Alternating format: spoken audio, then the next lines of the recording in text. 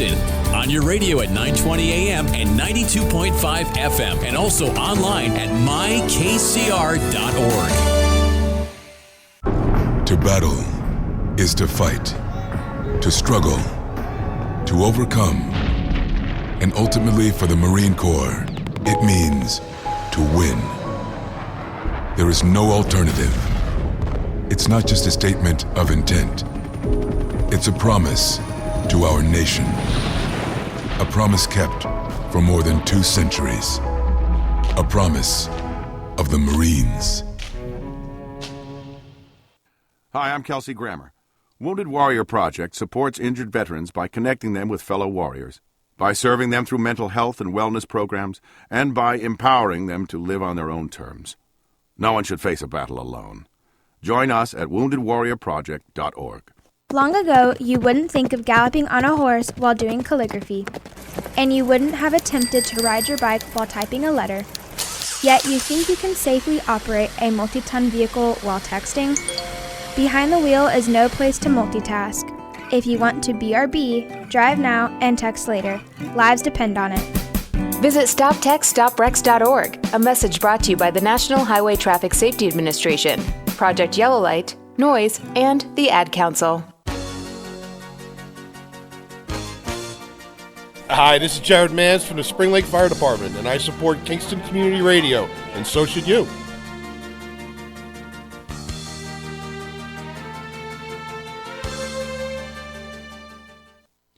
This portion of Kingston Community Radio is brought to you by Ulster Savings Bank. Visit their newest branch, conveniently located at the Ulster Commons Plaza in Lake Katrine.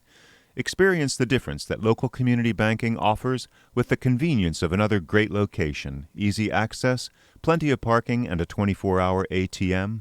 Ulster Savings Bank, invested in community, invested in you.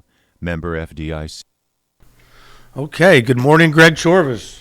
Good morning, Lawrence Maxwell. Thank you. And good morning, listeners. 331-9255 is our call-in number. This is the Kingston Community Radio Wednesday morning talk radio show, broadcasting live from our studios here on 16 Lucas Avenue in Kingston, New York.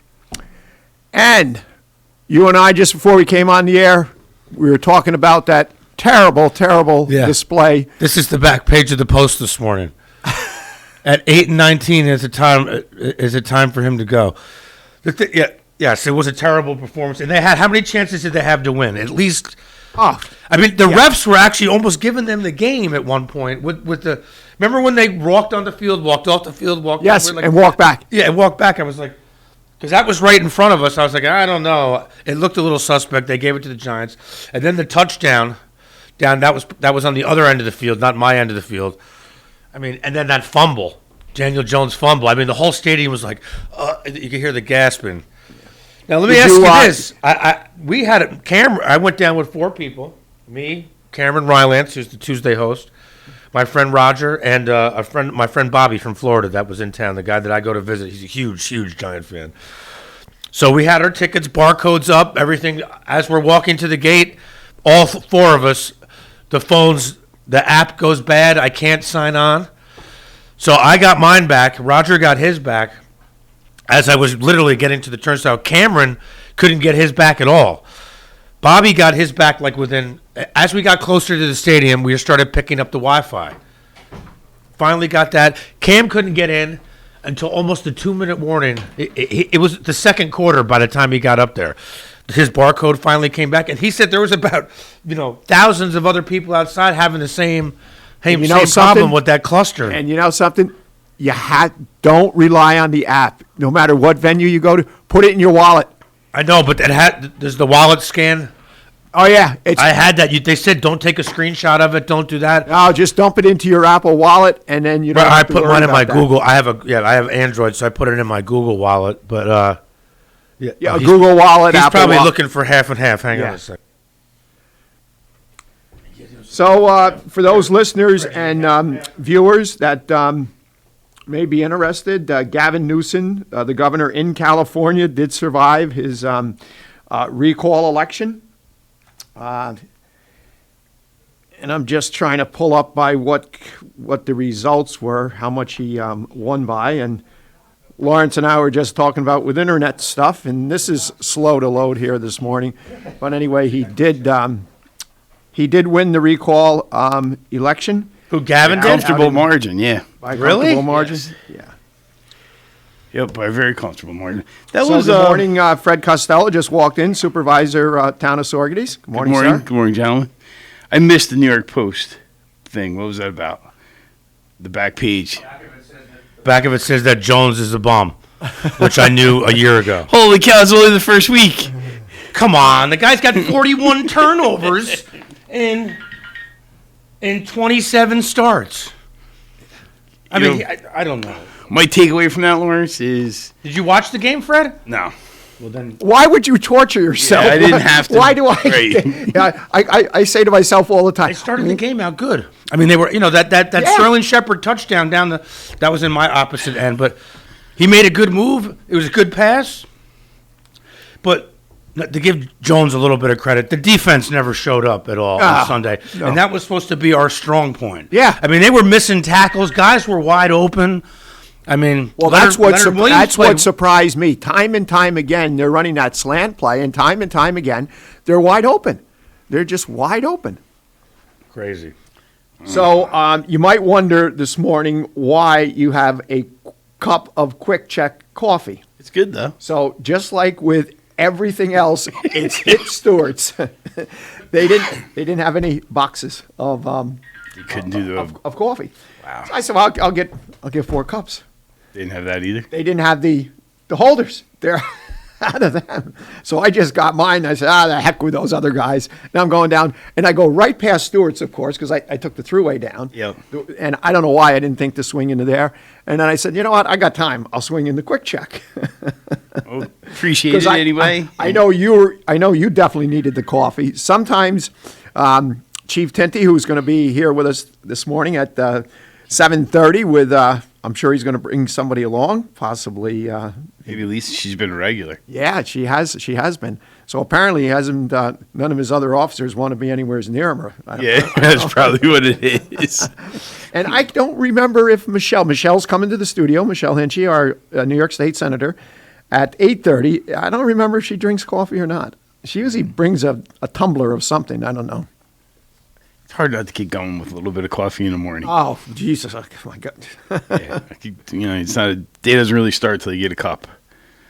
Which And, it's a lot of people will say to me that it's all up here, and it could very well be because I don't drink caffeinated coffee. you don't drink caffeinated? I You drink decaf? I drink decaf. Okay, it might just be psychological then. And You here's get a little bit of sugar from the milk. and You then- must be really hyper when you wake up because I got to have at least a cup or two. Oh no, I drink it black. I would say 25 years ago. Started drinking decaffeinated black. Yeah. Good for you. Yeah. Good And for you. I mean, caffeine is horrible. but the for thing us. is, I have to have it.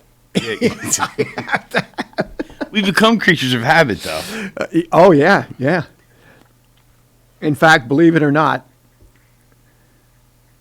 we would be coming home from Giants games. This is years ago, and I would very, very seldom drive, and we'd always stop, and we'd get coffee, and I would have caffeinated coffee, or like if we went up to the club, generally a lot of times they don't make decaf, so I'll get a caffeinated coffee. Doesn't keep me up. It doesn't make you jittery or anything. We used to stop at that as soon as we got in over the Jersey border on Office 17. Yep. And that rest area there, I think it's Ramapo, and I'd have a cup of caffeinated coffee and fall asleep in the back seat. Would you really? No, I couldn't do that. When I was younger, I could, but I've dramatically cut back on my caffeine intake. So by coincidence, I had a cup of coffee late in the evening a week ago, and I was up all night tossing and turning. Yeah, I fell asleep just fine, but then I didn't sleep soundly. I just tossed and turned, and I was up till 3:30, 4 o'clock. Probably about a half an hour before you had to get up is when you fell asleep. Yeah, that's right. I just got into some nice sleep, but it's okay. But it definitely, now that I have a lot less of it, definitely I notice the impact. You get that little jolt from it. But It's good for you not to drink the caffeine. The caffeine doesn't really give us anything as far as nutritional value. No, but for so many people, they have to have that caffeine. Yep. So you were at the game, weren't you? Yeah, I went down to the game. Good for you. Yeah. It's still a fun day. It is, and the best part of it is tailgating in the parking lot. Yeah. And we do it with how many we have? We had to have 20, 25 of us. It's a good time. Yeah. You were there too, right, Lawrence? I was. Greg, what time did you leave Kingston? What time did you get there? Because they didn't open it up till 11:30. And Raj from the deli over here is some of the guys I tailgate with. This guy had it in his mind. I was trying to tell him, we're leaving at 9 a.m. I said, well, you're going to sit on Patterson Plank Road for at least an hour with everybody else just to get one space. It's not like you have a camper. So they're like, they're going to open it up at 11 for a 4. I'm like, no, they're not. That's 5 hours before kickoff. We made great time going down. Of course, it was a Sunday. I mean, the volume on the thruway was a little bit was more heavier than a 7. Leaving at it was 7 normally on a Sunday morning in the Blue Law. You're right. And we pulled off onto Patterson Plank about 11:15, 11:20, and they were backed up on Patterson Plank Road. Where you come up 17 and you go under the underpass. Yeah, no, we made the turn. We got up on we were backed up to the overpass where the fences are. Oh, wow. And the cops were like, you got to move. And we're like, we want to get in line. They're like, the Giants line. We weren't even to the Holiday Inn Express yet, and we were backed up to there. Okay, that's about where we came to a stop. Yeah. I mean, I still thought being there at noon was still too early. My father always said 3.5 hours, maybe 4 before kickoff. And he goes, you're going to get tired and bored and drink too much, but the weather was nice. I got a little sunburn. You couldn't complain about the weather that day. Oh, the weather was and the wind was perfect. We had our flag up. We had a good time. We made a bunch of good food. Cam, when he got there, on accident, I cannot believe he did not get into the second quarter. I know, man. Wow. Why couldn't he get in? Yeah, because someone told me, a guy that sits behind me, that's another season ticket holder, he goes, his kid didn't. I don't understand this. How do you not have a smartphone? Every phone now is like a smartphone. So he had a paper ticket for his kid.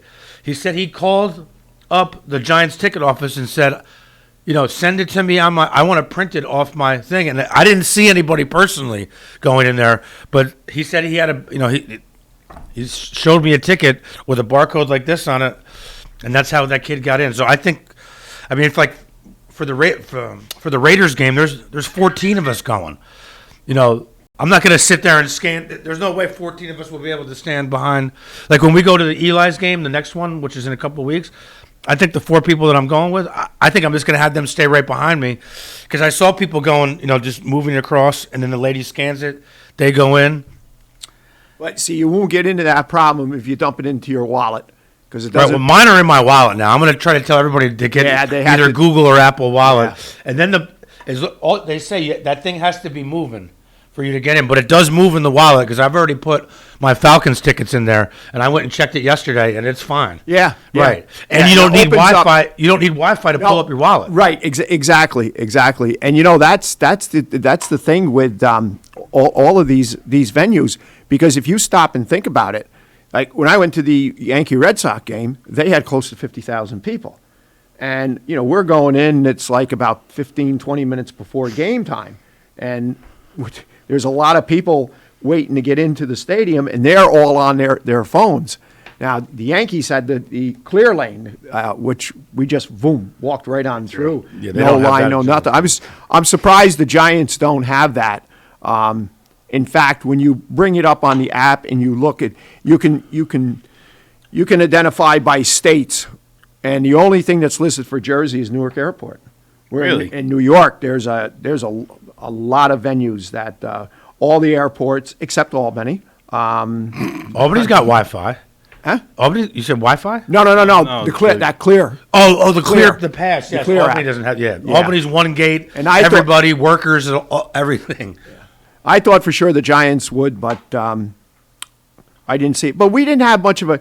We didn't have much. Do you go into Pepsi Gate? No, I park right in front of the Central Gate because I want to get out. I'm in J, so you guys are in L, right? Yeah. If you cross that main street with the double lanes, Yep. go onto the other side. When you come out of that parking lot, we park at J12 or J16. You wait for the traffic to thin out, and a lot of people stayed late because we didn't get home.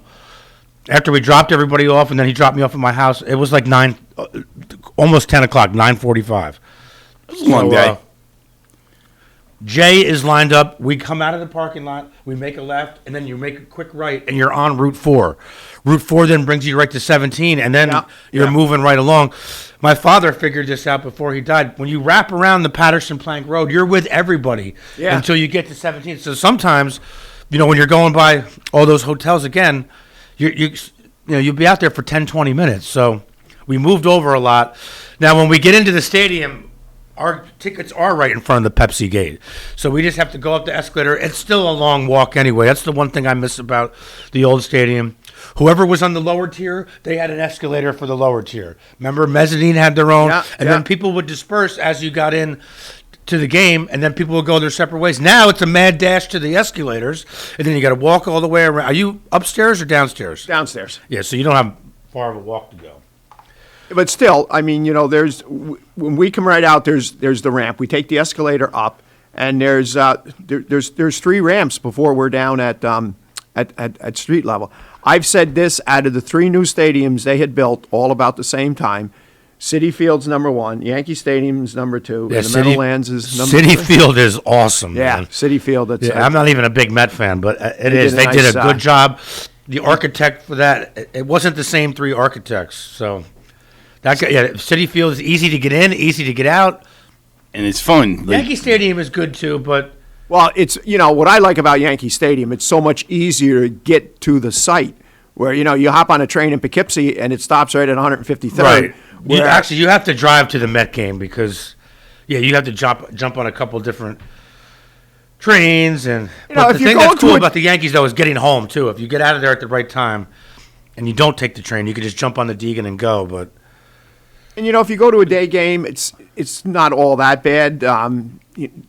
Once you get into Grand Central, it's easy to jump onto the 7, and it's about a 25-minute train ride out to Citi Field. I agree about your scoring. Citi Field far and away is the most. The Shea Bridge that they did, I thought that was awesome. That was quite unique. Yeah, really, it's even occasions where we had good seats. We generally don't sit in your seat. There's so much to do in the stadium. It's fun to walk around. The mezzanine area is so big, you could just watch the game from there. It's really pretty interesting. Well, that's the other thing that really ticked me off when the Giants' first game in their new stadium. That's exactly what they did. I walked around, went in earlier than we normally ever do. So I think it might have still been in the mezzanine. I'm not certain. But anyway, I wanted to walk around. When you got to the 25 or 30-yard line, you got to stop. You have to stop. You go back the other because there's a concrete wall with double glass doors. That's how you get into. Is that the suites? The All-Star Cafe or whatever it is? The one. No, you're talking about Giant Stadium on the bottom, right? No. I'm talking in the mezzanine level where the suites are. Oh, I've never even walked that level before. So you get to the 25 or 30-yard line because the suites run between the 25 and 30 down the other 25 and 30. So you talk about being fan unfriendly. Mm-hmm. So if you're there in the mezzanine and you want to walk, you either have to go upstairs or downstairs to get around. Oh, man. Yeah, they did that. I didn't. I agree. It's fan unfriendly. What would it have taken to put a corridor behind the suites? I don't understand the escalator situation either. I don't know, and you know what? And we've talked about this.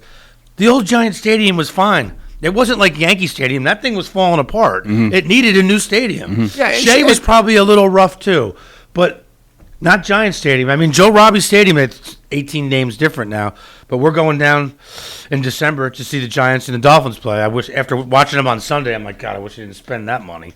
But that stadium, that architect did 3 stadiums that year. Giant Stadium, Joe Robbie Stadium, and the Jack Murphy Stadium, which Two of them are gone, Giants and Jack Murphy Stadium. But the Dolphins have been playing there since '77, and the stadium's fine. Yeah. The circular. I mean, that's a good point. They wanted the seat license money. That's what they wanted, Greg. Oh, sure. They wanted extra money out of it. I remember us talking about it on air. It was so frustrating because they did not build the dome, and you have two NFL teams sharing the same real estate. Yeah. They really missed an opportunity there. Absolutely. And when they hosted the Super Bowl, prior to that, there was no city that hosted the Super Bowl because the NFL had a criteria that they had to meet where the average temperature had to be 50, 55 degrees, all right? They never, you stop and think, go back of all the Super Bowls, when it was, I'm not talking when it was the NFL championship when they played in the Tundra Bowl with Green Bay. But all your Super Bowl cities were in warm weather cities. Yep. They took and they threw that criteria completely out the window to accommodate Wellington Mara and the Giants, and that was wrong. And and the other two cities that were bidding were Miami and Tampa, I would have sued the NFL. But They I'm violated sure their own standard. I'm sure, as is with a lot of cases, when criterias and stipulations get thrown out the window, there was a large amount of money. Well, the Mara family's been part of the NFL since there was an NFL, so it's pretty hard to ignore them. And the Giants are a New York team. They're an important asset to that whole organization. So, but they could have did it. In some ways we're being really hard on the stadium because I've been there for Giant games and Jet games, and the digital platforms they use to design the stadium, you really think you're in a different place when they spin those signs around. Oh, sure. The colors change and everything. It's pretty amazing so far as that goes. But as far as the fan experience for a regular ticket holder, and without a dome, it's kind of like, Yeah, I know. Yeah. And you stop and think of the lost opportunities and the loss in revenues of events that they could host all the way through the winter. Yeah. I'd love to be hard on the Dallas Cowboys, but the stadium is a draw on its own, the team aside. And the Rams just did the same thing with their stadium. Yeah. The stadium is part of the experience. It's the draw. And, and you see that at the Raiders Stadium, they did the same thing. And that's kind of the trend. It's the same thing in Tampa. Twice I've been to Raymond James, and that's a beautiful stadium. Beautiful, beautiful stadium. They struggled through. What's that? They struggled through and found a way to win. Yeah. Dallas really gave them all they could handle, but they still found a way to win. Yes, they did. So, for our listeners and viewers, I'm sure most of them know the Garlic Festival is back after a 1-year hiatus due to the pandemic. Oh, Lawrence has got my press release in there. Look at that. And once again, we are going to be offering the on-site parking for $10 per vehicle per day. And it is the only on-site parking within the confines of the Canton Complex for the Garlic Festival. Free parking is still being accommodated in the HITS parking lots. There will be shuttle buses. And there's also a walking path from Orange to the into the complex, and it's very, very easy to purchase your on-site parking pass. You can do so while you're purchasing your Garlic Festival advance ticket, where if you buy your Garlic Festival ticket in advance, it does cost less than at the gate, and you just go on to the Garlic Festival site or the Kiwanis. You Google either Garlic Festival, Hudson Valley Garlic Festival, or Kiwanis Club of Sororities, and there's a button that you click and you purchase your ticket, and then it gives you the option to, with one more click, it brings you to the Kiwanis Ice Arena website where you can purchase your ticket by just another click or two of the mouse. So it's very, very simple, or you can access directly at, I'll read it here. It's quite long, but the easiest thing to do is just Google, but it's www.kiwanisicearena.com/garlic-festival-parking. But the easiest way, rather than trying to remember that, is just start typing in your Google search engine, Kiwanis Ice Arena. It'll bring it to the site. It's on the home page where you can purchase that ticket, or you can email kiwanisice@sorgeties.ny.us. Perfect. So it's going to be interesting to see what the crowd is going to be like. I know in speaking with Doc Kapler, he was under the impression that a lot of these events that were taking place, the attendance was way down. But I don't know about the Dutchess County Fair. Now, one of my staff went, and they went on a Saturday night, which is obviously popular, and they said it was crowded. Juan Figueroa, when he was here a couple of weeks ago, was at the Ulster County Fair, or maybe it was last month, and he said they had a large crowd. Our food truck festivals have been very well attended. Off the wall. Yeah. And the other events that we've hosted at the complex, we've experienced the same throughout the summer months, the Stallions games, the crowds that we got. So, we don't know. We're going to have to wait and see. And we're going to be prepared to what we've experienced in the past. If that materializes, fine. We're going to be ready for it. If it doesn't, that's fine. Yeah, we'll be ready for it either way. But I'm optimistic. I think we're going to have a good crowd in line with what we expect traditionally, for a couple of reasons. And it's an outdoor event to begin with, and I think people feel more secure doing something like that. And I think folks are actually looking for opportunities to be outside and congregate and do things that are relatively safe, but still give us the opportunity to go have some fun. Yeah, and the other piece of this is that the Garlic Festival this year, because of the way the dates fell with the equestrian events that Tom hosts over at HITS, and we rely so heavily on his parking lots, we could not pull this Garlic Festival off without his parking lots, plain and simple. We would have to secure satellite parking lots and then bus people in. And one of the things that I hear time and time again that makes it such an attraction for people is that they know that they can come to the venue, and even if they opt for the free parking, which again is on the property of Tom Struzeri's HITS, there's shuttle buses. It's a less than a 5-minute drive from the parking lot to the drop off. And if you choose to walk, it's about a 5 or 10 minute walk, depending on where you're parking in the parking lot. Where a lot of these other events, they have to use outside of the area of the venue that's hosting satellite parking lots. A good example of that was with the Hudson project. Mm-hmm. And then you got one more there for YMCA. Yeah, just looking. Like? Yep. And then we're going to be at the bottom of the hour. YMCA Bike Friendly Kingston to host Bike Repair Clinic on September 22nd. Is your bike ready to ride? Bike Friendly Kingston and the YMCA of Kingston and Ulster County will be hosting their next free bicycle repair clinic on Wednesday, September 22nd. Come to the Y parking lot on Pine Grove Avenue in Kingston between 3 and 6 to have your bike checked over. The Sustainable Bike Repair will have a stand out there, and there's no advance registration required. And if there's bad weather, the rain date is September 23rd. For more information, contact the YMCA Bicycle Program Manager, Tom Polk, at 845-338-3810, extension 102, or you can email tpolk@ymcaulster.org and get more information on that. They're always active with bicycles.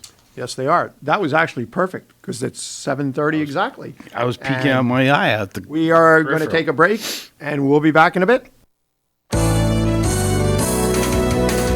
You're listening to Kingston Community Radio on WGHQ Kingston.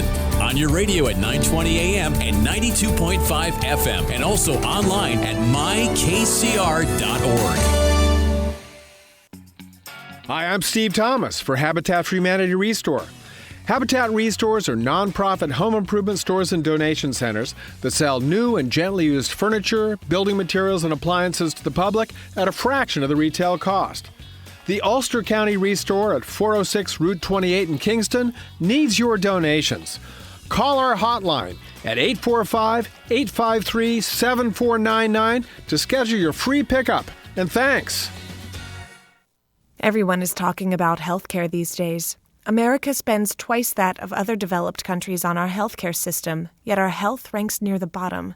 How can we stop spending so much and getting so little? By shifting to a system that gives more patients access to strong primary care. Primary care can help make America healthy again. To learn more about the benefits of primary care, visit www.healthisprimary.org. This message is brought to you by America's Family Physicians.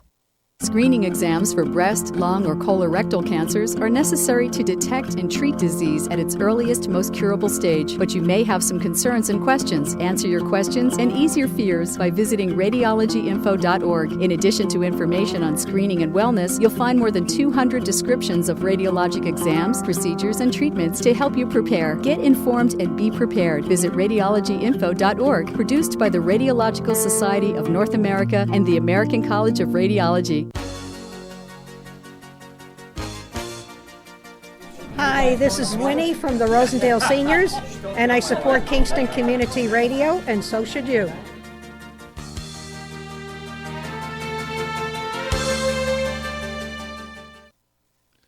This portion of Kingston Community Radio has been brought to you by the First Savings Bank in Ulster County that still remains local to this day. Ulster Savings Bank, a community bank that's invested in local business, invested in community, invested in you. Ulster Savings Bank, your one-stop resource for everything local. Locations throughout the Hudson Valley and online at ulstersavings.com. Member FDIC.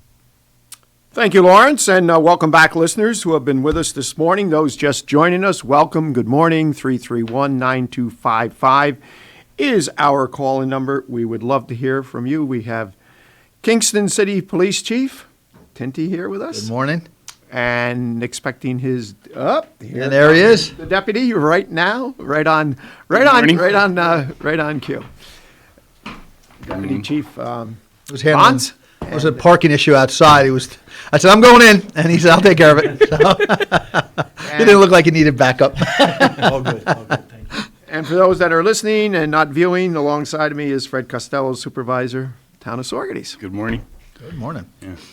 So we're talking a little bit. The Huli was successful. Yes. Despite a little bit of bad weather. A little bit in the beginning, but it opened right up, and people always have a good time there, and that's what we like to see, especially after a year that we've had. People kind of opening back up. I mean, it's unfortunate we've got to take some additional protocols now, but we're following through with it, and certainly I'm going to start to steer the topic, if that's all right. Some of the things that have occurred, obviously, and fallen in the lap of the deputy chief now is vaccination, proof of vaccination, testing protocols. It is just difficult, when you're responsible for maintaining an operation that's 24/7, 365, with a non-traditional schedule that you have to work off of. It is, and I say problematic, but it is challenging, right, Mike? I mean, it is just especially for the midnight tour and the folks like that, and working. Our schedule is unique. The patrol officers work 7 days on, then they're off for 3, then they work 7 days again, then they're off for 4. So there's no real consistency in terms of days of the week.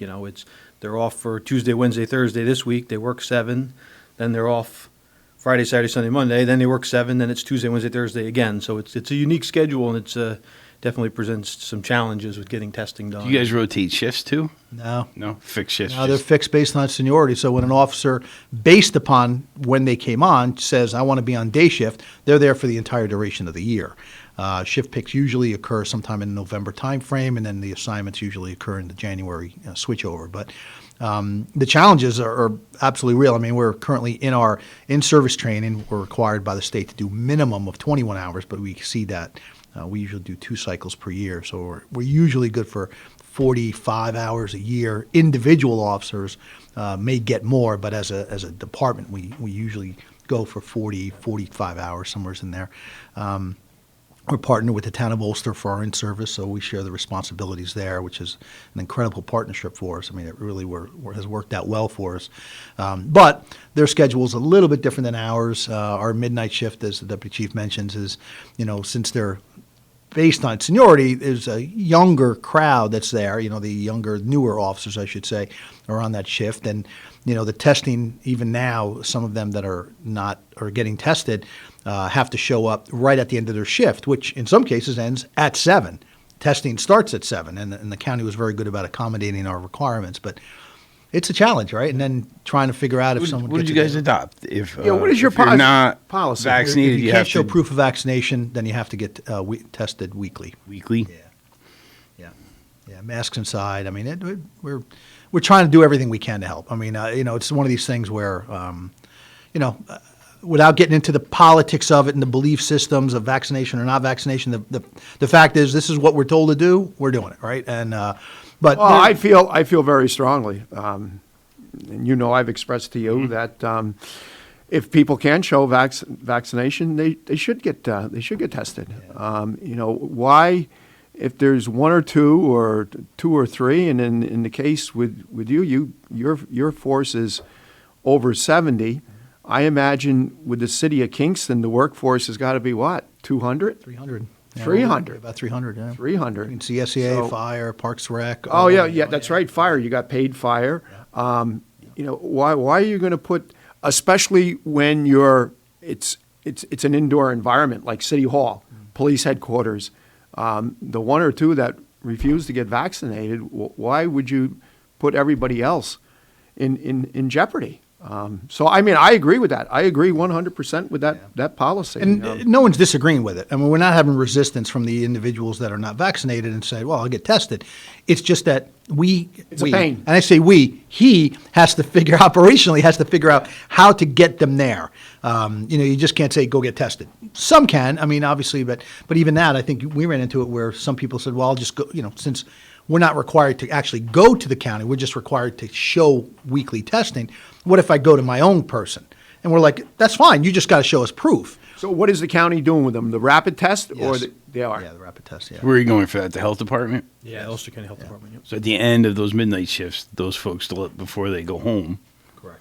They On go the up days there. they have set aside for us. Yeah, Right, there's only 2 days, right? Yeah, most of the testing doesn't occur at those hours. Mhm. They've opened up a special time slot, like on accommodate. Thursdays for our folks to come in Thursday mornings from 7 to 9. I think the normal testing starts at 9. So they opened up something that allows us to get those folks coming off the midnight tour in. But that's definitely, and then there's a whole other host of issues, making sure we get everybody caught up. That's, what if they're on their 3-day pass? What if they take a vacation week? What if they're at in-service training? Like, you're trying to balance all of these schedule things. What if they go out of the country? It's a challenge, but we're working through it. It's kind of, I say new. I mean, we're 19 months into the pandemic now, and we've had all kinds of changes along the way, and so it's ever evolving, but it's time consuming. It takes a portion of every single day is dedicated to what we're doing to keep our folks safe, keep the public safe, and look at the mandates and the testing and that kind of stuff. I mean, your roster's, Kingston's roster's larger than ours, obviously, but we've been dealing with it. We've had a number of employees who have fallen ill or been exposed, and when we, to the degree that we can intercept that and protect everyone else, we're doing it. But like you just said, you have your whole day's work in front of you, and now you're going to spend a percentage of that time trying to get through this and understand, hey, was it secondary exposure? Was it direct exposure? And what was the scope of it? And who else have you been with? It's annoying. It's a lot. And the challenge is, again, that the deputy chief has to have is we have a large number. I don't think, and I can say this, right, we've been there a long time, I don't think we've had this many new officers at one time.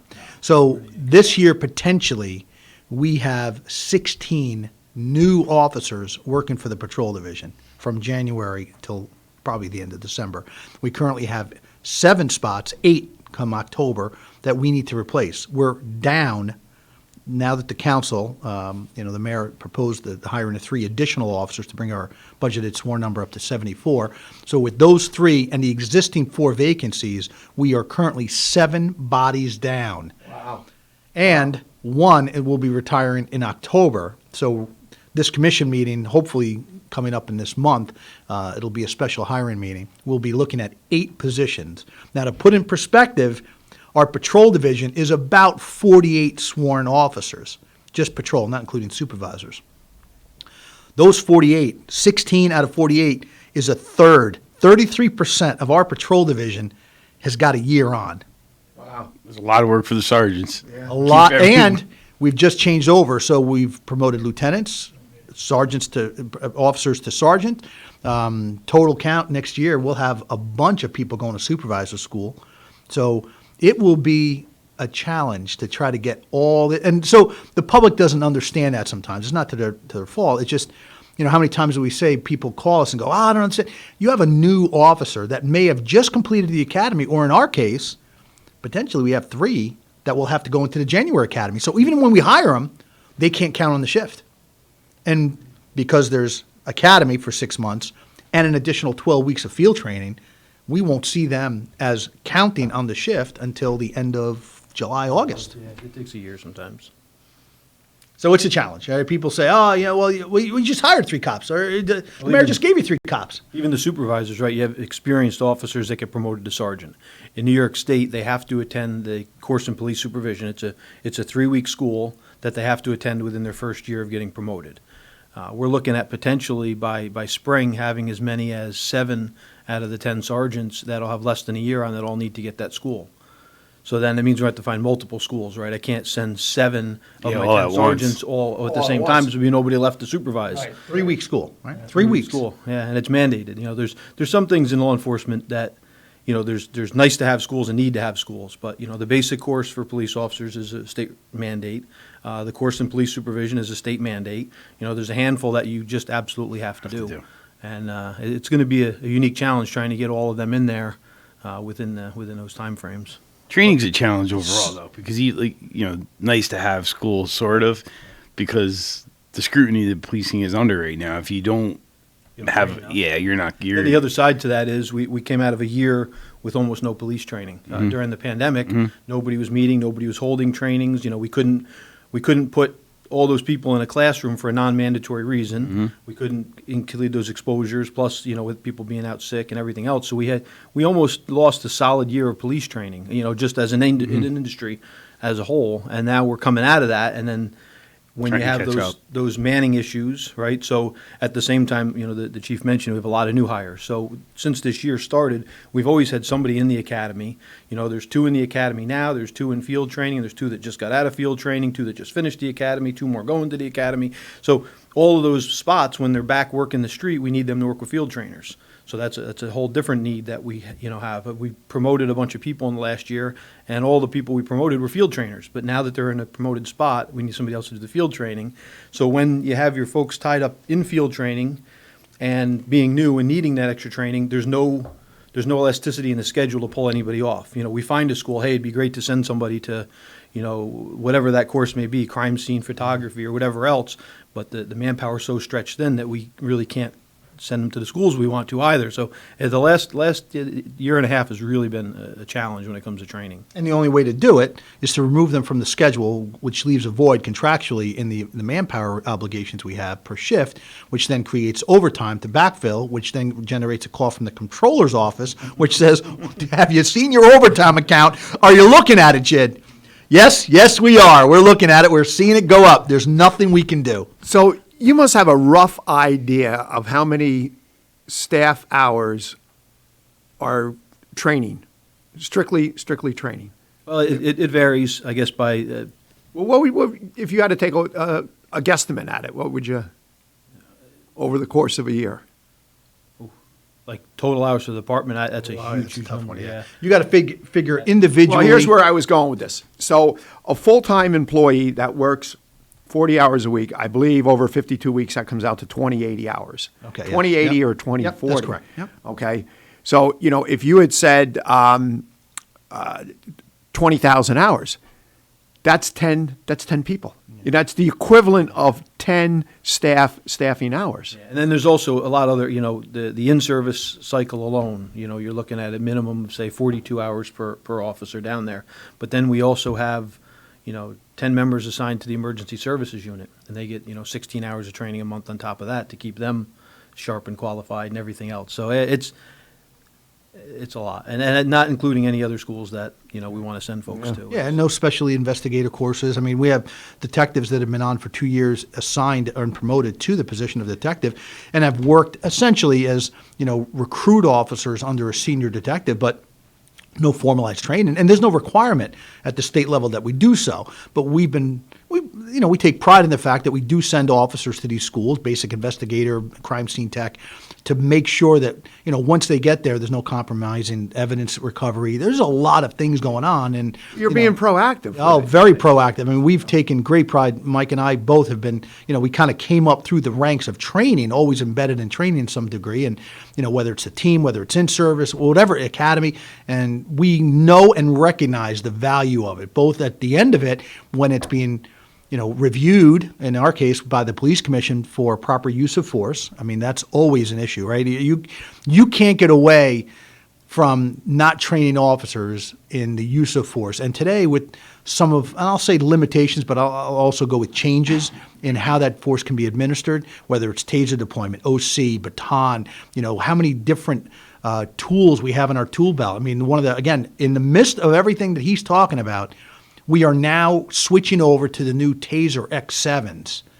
That's crazy, right? In the middle and we've been sitting on these for a year in boxes in our headquarters, the new technology for Taser deployment. So we had the X26s, we're moving to the 7s, and talk about those challenges, right? That's crazy. The whole department has to be transitioned out. So it's going to be a full day of training for each member on the new tool versus the old tool.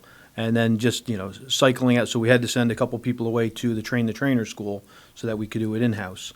We had to add basically an entire 8-hour training day that everybody's going to have to go to somewhere fit into the schedule to get all of those folks trained on it. What's the difference in the X7 versus the X? So a couple things. The X26 we were running, if you had to change a cartridge, say you missed, or you had to fire multiple cartridges for whatever reason, you physically remove the cartridge, put another one in, and you'd be able to fire again. The new X7s have 2 cartridges built in them, so that you don't have to reload. You're not manipulating the cartridge in the middle of an incident to try to get it changed out. The old one, if you wanted to do what they call direct contact, where you don't want to deploy the darts, you just want to use it, more or less like a stun gun type of thing, where it's a direct contact with the skin, no dart deployment. You'd have to physically remove the cartridge. Then you could use it in that manner, but the guy's still doing something, a guy or gal's still doing something with the cartridge, that hand's tied up. This one has the availability of using that direct contact mode without actually sending the darts out or without having to touch them at all. So there's a bunch of other technological advances. The sighting system's a lot better. The old one had kind of one laser dot, and that's where the top dart would hit. And you would have to, through training and experience, know where that bottom one would drift based on distance and everything else. Now there's 2 laser sights, so you know where both darts will potentially hit. So there's a lot of technological things. For us, one of the big things that, there was some finances involved in switching to Axon for our body cameras and a few other considerations as well. But our current X26s that the officers have, most of them were manufactured in 2008, 2009. So they're truly end of life. The Taser wouldn't fix them anymore. They're no longer even making that model anymore. So you're never going to get them, parts for them. And then as time goes on, getting cartridges and batteries and everything else was becoming a challenge. And we were losing them, even to this day, probably 2 or 3 times a month. I'm trying to repair one or bring it back to life until we can get these new ones out. So. There were great tools. The technology was excellent. We adopted it as soon as we, one, could afford it, and two, kind of convinced this is the future of it. And it has really helped the officers on the street. The deputy chief's responsible for reviewing all use of force once the on-duty supervisor looks at it. And in all cases, the deployment is proper, the enunciation, everything is there for it.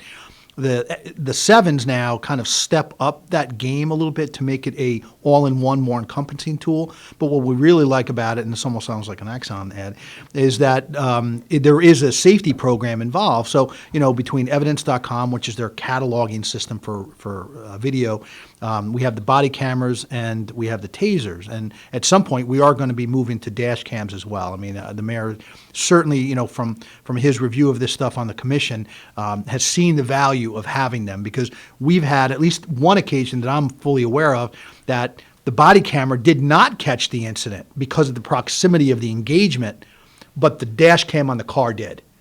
And, had we not had that, there would have been more questions. Not that, it would have been like, well, the claim was that this guy did something. Well, on the dash cam, the guy was doing it. On the body camera, you couldn't see that. It was because we just had one that was reviewed, and the officer goes to make an engagement, clearly, proper enunciation and communications, everything's there, goes on there, and next thing you know, the camera snaps off the mount. They're magnetic. They're pretty tough. I'm actually shocked that it even happened, but during the scuffle, right, some people don't want to get arrested. And when that happens, force gets elevated, and it's their actions, not the actions of the officer. Remember that. So at that point, once that occurs, the camera fell off, and all we heard was the sounds, and it got kicked around a little bit, scuffed up, and all you could see was the asphalt, maybe a little bit of this. But clearly, the officer did everything right up until that point and beyond that, because we were able to catch it when the second officer arrived. We were able to review that footage as well. So not to mention the fact that now there's storage issues, cataloging issues, discovery. Through my head. It's great to have all this, but holy cow. Terabyte upon crazy. terabyte upon terabyte. And things that we never anticipated. We figured, let's get a couple of terabyte drives. And yeah, right. We've had to go web. We can't even store it anymore. We can't even store it. Our IT department is beyond, more than capable. They are on point for everything. Too much work. It's too much. We have one clerk assigned to it now. We could easily assign an officer just for the discovery. Clearly, even Dave Clegg's office, the DA, he just has now a discovery unit made up of, 3-4 people, right? The county just gave him $500,000 to set it up. It says it all. And I know they're responsible for collection of all the agency's information for prosecution purposes, but I would dare say the fair share of that is going to be Kingston. We have a lot of arrests, a lot of engagements, and we don't want to. I wish we didn't, but that's just the way life is around here. And for us, I think it's important, right? The officers won, and you, and I'll give you full credit, Mike, you did this, designed a brand new use of force form, right? Because the reporting procedures have changed. Yeah, the state's required, there's what's reported now to DCJS versus what we've had to report to them in the past has had some pretty diametric changes in the last year or two. So in order to make sure we're properly reporting all of it, we changed the form, we trained on it, and certainly the use of the body cameras helps with that as well. But it's a high priority issue, right? Anything to do with use of force. So when we can improve the technology, get better body camera footage, make sure the reporting is on point, it's all heading in the right direction. But all those things, going back to the other conversation about training, all those things take time, right? Just changing over a taser, a whole day of training, just introducing a new report takes a little bit of time, and explaining why we're doing it. I was thinking too, when you're talking about the body camera footage, back to the other question, the difference between the new tasers, the new X7s also, because they're synced to the officer's body camera. If the officer hadn't turned their camera on yet, if the taser gets deployed, it automatically turns the camera on. Oh, they're synced. Yeah, any camera within, if we all, the four of us all have body cameras on, and I take my taser out and deploy it, all of our body cameras are going to come on. Wow. So we'll have multiple. So there's obviously a software chip in that. Bluetooth something, yeah. The other piece to it is that currently if an officer tases somebody, we have a procedure for it. They bring the taser in. It has to be downloaded. It has to be, we actually do a printed out download to see how many deployments, how many seconds, what was the pulse rate, all that kind of stuff gets put into the use of force report. So the current system has been we keep 2 spare tasers on reserve. And if you were to tase somebody during your shift, you would come in, you'd see the supervisor. They would give you the spare. They would take that taser and, hold it until I can come in and download it. And, then we download it, we get it back. Now with the new Taser 7s, all of the data, all the technology, all the firmware updates, everything sits in the rechargeable battery, which sits in a dock. So now the officer tases somebody, they come back in, they do the report. All they'll have to do is take the battery out of their taser and swap it out with one in the Another dock. battery, that's and perfect. The whole download will automatically sync into the evidence.com software program. So it really is like time saving, right? We would still get the downloads done, but that just saved us having to take the taser, me having to download it, having to get it back to the person, all this other stuff. And now this is all done in a moment. They pop the battery out, put a new one in, and good to go. And just, for the viewers and listeners, I mean, we're looking at about two a month on the use of forces on the review that qualify. Anything that, any injury or any type of deployment of weapons, and I say weapons, but, any of the tools that we have, we're averaging about one or two a month. So it's not excessive. I don't want the public to think, holy cow, look what's going on. That's not the case. The majority of the arrests that we make are compliant arrests. Sir, you're under arrest, put your hands behind your back, right? Clear statements, they're made. Oh, I didn't do it. Yeah, but they're still compliant, right? That nobody wants to get arrested. Nobody wants to. I get it. But at some point, when you say, sir, put your hands behind your back, and they go, no, I'm not going. Yeah, you are. Yeah, you are. In the back of your mind, you think, yeah, you're going to go. It might take four of us, but you're going, right? So, and then it becomes messy. and the two a month are those ones that rise to the level of a investigation, right? An actual use of force investigation. Now, and that's some of the changes with the state legislation and the reporting requirements. There are things now that require be cataloged, databased as use of force reports that historically wouldn't have prompted a use of force investigation. For example, two officers are making an arrest of a person.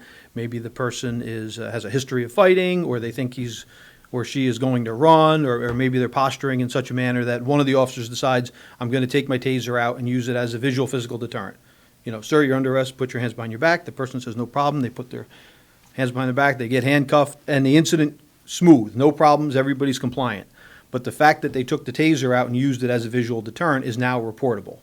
So they'll generate a report. It goes on into our monthly report, but that's not going to generate an internal investigation, for that type of incident. So that's one of the big changes where in the past, that same scenario, we took the taser out, the person complied, we wouldn't necessarily, it wouldn't be a use of force report in the past. It would have. So one thing, much credit to the mayor. He saw there were a couple events, obviously, before George Floyd that we were doing this before any of that occurred, and he took it upon himself to say, listen, what if in the future we internally reviewed all use of force that met the qualification, as I mentioned, any injuries, anything that we deploy that level of force, and do it internally so that at least then the officers don't have to wait, right? We've had incidents before that we don't think anything of it, and next thing you know, a year, it blows up, hits social media, what's happening here, and the commission's like, well, we didn't even know about this. And frankly, even neither did command staff. We just saw the form, we signed it, looked good, that's the end of it. So now, once that occurs, as Deputy Chief mentions, once it meets that qualification, he prepares a report, has everything complete, everybody's report, the supervisor's report, on-scene witnesses, everything, the video footage, anything we can, packages it up. He then does a summary page that sends out to the department members, the entire department. I've reviewed this use of force incident and goes through. I believe it's justified. And if there are any training points to come out of it, those get put into a summary report. Normally, if it's an individual, he'll address an individual issue with an officer. All right, and again, to be completely frank, sometimes there's an elevation that occurs, an emotional elevation, when there's that non-compliance. So you may hear an officer curse during that video. Has nothing to do with it. The force is proper, but at that point, the deputy chief will pull somebody and say, listen, just so you know, it doesn't make good video. Don't do that. And yeah, I know, you're right, but, the guy was, yep, I get it, but just understand that we're, professionalism, right? But we understand it. Has it happened to me? Absolutely. It happens, right? So we try not to do it. We don't train that way in training. The trainers are sure or made sure to make sure that doesn't happen. But So he'll address that. But overall, the summary says the officers use force properly, and at that point, you give it to me, we package it up, we send it to the commission, and during their monthly meeting, they will review those things and say, yeah, well, there's no issues, or they may have questions, obviously, what happened here, what happened there, and the deputy chief will say, well, this is why, and so, but yeah, what's the expression you said, something about eggs or something? What's the? Use of force is like cooking eggs. Even when it's done right, it's never pretty. There you go. Yeah. Well, that is a good way to end this half hour. And we'll be back in a few with birthdays. You're listening to Kingston Community Radio on WGHQ Kingston. On your radio at 920 AM and 92.5 FM, and also online at mykcr.org. Question: what will you find on all over-the-counter or OTC medicine packages to help you choose the right drug and use it safely? The answer: the drug facts label. This label lists the medicine's active ingredients and purpose, how much to take, and warnings you should know before using it. Remember, even OTC medicines you buy without a prescription can cause side effects you don't want. So follow the information listed on the drug facts label. For more information, visit fda.gov/drug facts label. A message from the U.S. Food and Drug Administration.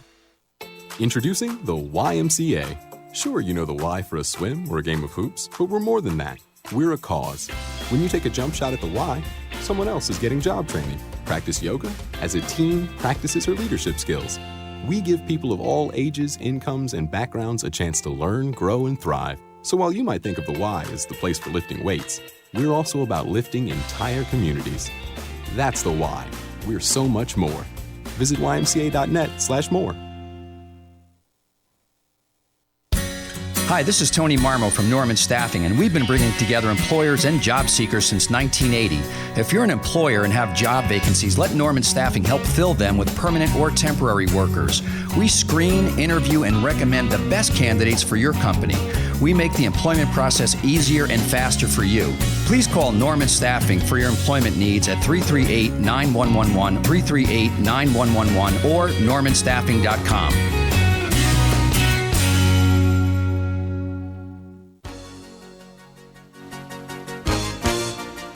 Hi, I'm Ruth Quick from Town of Ulster. I support Kingston Community Radio, and you should too.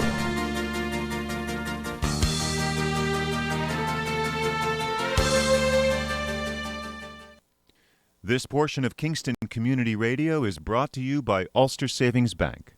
Visit their newest branch, conveniently located at the Ulster Commons Plaza in Lake Katrine. Experience the difference that local community banking offers with the convenience of another great location, easy access, plenty of parking, and a 24-hour ATM. Ulster Savings Bank, invested in community, invested in you. Member FDIC. Historically, it's been... Thank you, Lawrence, and welcome back, listeners and viewers who have been with us for this first hour. Those just joining us, welcome. Good morning. 331-9255 is our call-in number. We have Chief Tinti from the City of Kingston with us. Good morning. We have Deputy Chief Mike Bonce and Fred Costello, Supervisor, Town of Sorgetes. Good morning. And it is time for birthdays. All right. What do we got, gentlemen? Excellent. So, we are going to wish a happy birthday, and it's my pleasure to say happy birthday to Barbara Zell. From your friends at People's Place, we hope you enjoy your special day. Barbara, have a great birthday, and happy to be the one to announce this today. That's it? That's it. Well, Barbara Zell, guess what? You are today's birthday winner of the famous cow pie. Happy birthday! Ooh. Barbara, when you get a chance, get down to Boyce Dairy Milk House, 62 O'Neill Street, right here in Kingston, New York. Pick up that famous cow pie, courtesy of Boyce Dairy Milk House and Kingston Community Radio. Listeners, please continue to send the birthdays in. It's very, very easy to do. You can email to kcr921@gmail.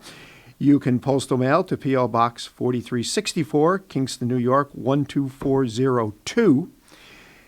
And again, Barbara Zell, congratulations. Enjoy that cow pie. Happy birthday. Have an awesome day. Excellent. So obviously you know Barbara. I do.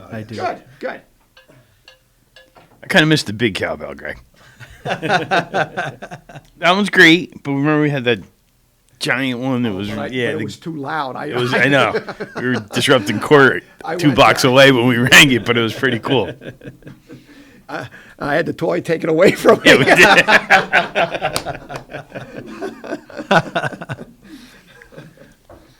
It was the craftsmanship on that. Is there an FAA regulation with we were violating something for sure. But the craftsmanship on that was very impressive too. Yes. So I do miss it. And that was just like this cowbell that I just rang was compliments of Mr. Van Venskoten and Sorgeties. Nice. Yeah. Takes care of us. It's good. So we just talked about the discipline part of it and how we're trying to change it up a little bit. Restorative, I think part of it is more the restorative justice piece. And after the re-envisioning task force in Kingston, that came up as one of the topics about adopting a different method instead of being punitive in nature. So, full disclosure, I was raised in a punitive environment.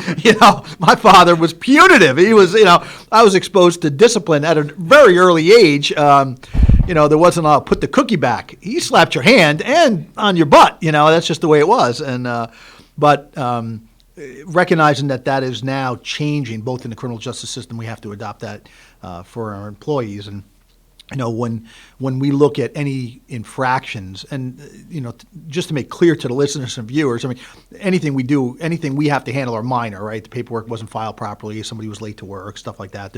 We're not getting those incidents that you read about in the paper. That just doesn't occur. And I think part of it is, we are a professional staff.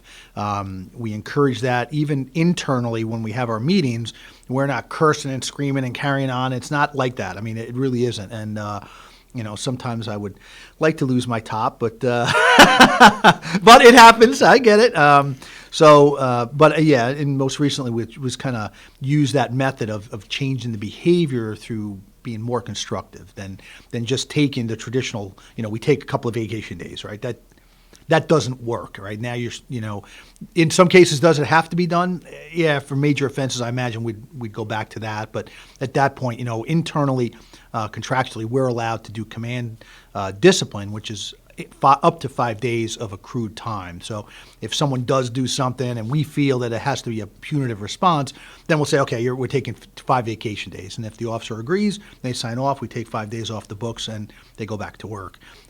In some cases, we'll try to look at the offense and say, they've been, there's an issue here with, late, right? They were late, the sergeant had to be held back, or the officer had to be held back, or in that case, we're going to make them do something, right? And then that's where he starts to get very creative, and it gets the point across without taking the time from someone. So, and I think we've just done it once, and I think it's well received. So, we operate under the confines of the restrictions of the contract as well, and within that, we have certain things available to us as administrators. So, there's challenges every day with this stuff. The Deputy Chief talked about, just to kind of go back to it, but with 16 new officers at a 12-week field training time, field training officers are scarce, to say the least, in our department. So what happens is, especially on a day shift, a lot of the senior officers chose not to, or they were before and now said, listen, it's a lot, right? I've got to be responsible for myself, and I've got to be responsible for this brand new officer. We no longer, although that was the practice when I was a police officer, we no longer put anyone on patrol that hasn't had the academy to some degree, whether it's the pre-employment phase 1 or the full basic course. But when I came on, I worked the street for a month. Vinny De Palma, who was recently retired a couple of years ago, came on 3 days after the academy started. He worked nearly an entire calendar year without any formal training on the street, but he had to ride with a field training officer. How many years ago was that? Well, he's been retired 20 years now. So, and that was one of the things that we talked about. I said, as chief, I just won't take on that liability. If they have pre-employment, which is the phase 1, about 2/3 of the academy, then we'll just put them through our 3 or 4 day training in-house, firearms, but they've already had use of force, liability training, penal law. They are very well versed. I came on as a country bumpkin from Olive with no formal training, no police encounters, nothing, no criminal justice degree, and they put me in a car on a 4 to 12 shift in the middle of July and said, have at it. And I'm like, holy cow, no one's waving to me. They were raising their hands, but they weren't waving. And so I said, we're just not doing that. I won't take on that liability. Can't. And we've It's a whole new beast in Oh, this yeah. day and age. And anything we do in training is, we're always evolving, right? It's always an evolution. And even when I first came on, and I'm sure the chief, and for years, even with the field training program we had, which was good, you would go to a shift and you would work with a primary field training officer, and then you'd have a secondary if your primary was off. But that was it. Like, you may just do it all in one shift. And, we changed that a couple of years back now. When a new officer comes in and they begin field training, they work a rotation, at least one full rotation on each of the shifts. Mm-hmm. So they encounter all of the supervisors. They encounter the nuances that are different between the day shift and the 4 to 12 and the midnights. And while they're in that program, we try to give them a little bit of all the departments. So the program itself, we have that, our schedule is that 7 on, 3 off, 7 on, 4 off I mentioned before. So what they'll do is when they hit that 4-day stretch, that long days off patch, when they come back from that, they'll switch shifts. So we're not catching them in the middle of a week. They'll have 4 days off, they switch shifts, do that for 2 7-work week cycles, and then rotate through each of the shifts. And then at some point while they're in there, we'll get them, if school's in session, we'll send them up to work with the SROs for a day or two so they can kind of see what happens up there. We'll pull them and have them work a day or two with the Special Investigations Unit so they kind of see what happens on that side of it, after they start the case and hand it off. And the same thing with the detectives. So we have that 12 weeks or so to be able to give them a little bit of all of the department. And that wasn't something that always happened either. When I started, I was already a deputy sheriff, so it was a little different for me. Kingston didn't send me through the academy. I did go through the Kingston Academy, which was fortunate, so it was a real easy transition. When I left the sheriff's office to come here, I went just right into the department's field training.